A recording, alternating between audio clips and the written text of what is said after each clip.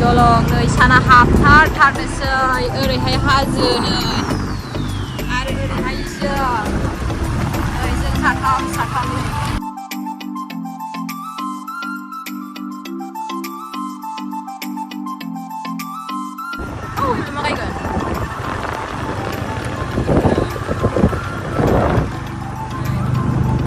खाग्रा थांनो ओंखारदों जोङो लोगोफोर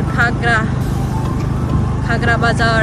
जाग्रा समबाराव जोंनिया खाग्रा बाजार जायो गाबोन जागोन जासुलिफोरा जोंनि जाय सिगांसो दंफैखायो नै आं फन खालामना फैनाय सफायनो होबायसो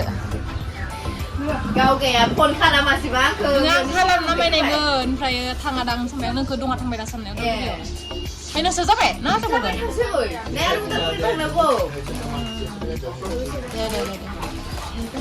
नाय जोंनिया आरो गेंफोरा नै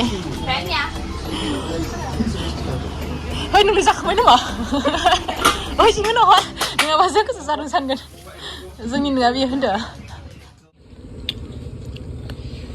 आयाव नै नोंसो जाजोब्बाय दां गासिखौबो आयु लायबाय होननानै फैदोंमोन मोनासै जानायखौनो होबाय नायनाय फैदोंसै माय गड नों थांला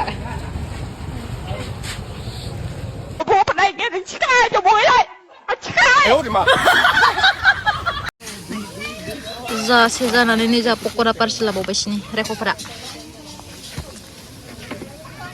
साबियालाय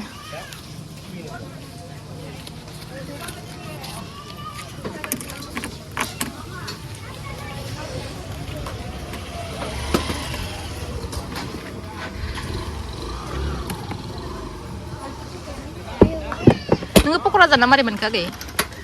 हा जानो हालामोन बेसेराया नोङो पकरा जाना मारै मोनखो साजोलि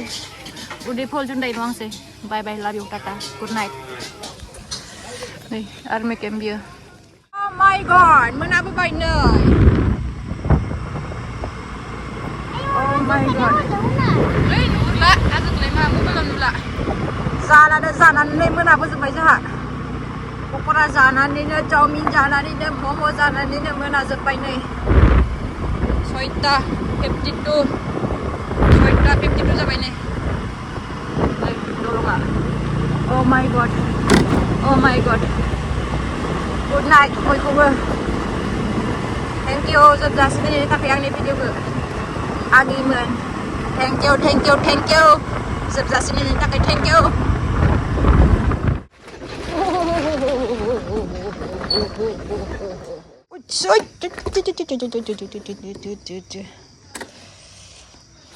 मोनफायबाय न'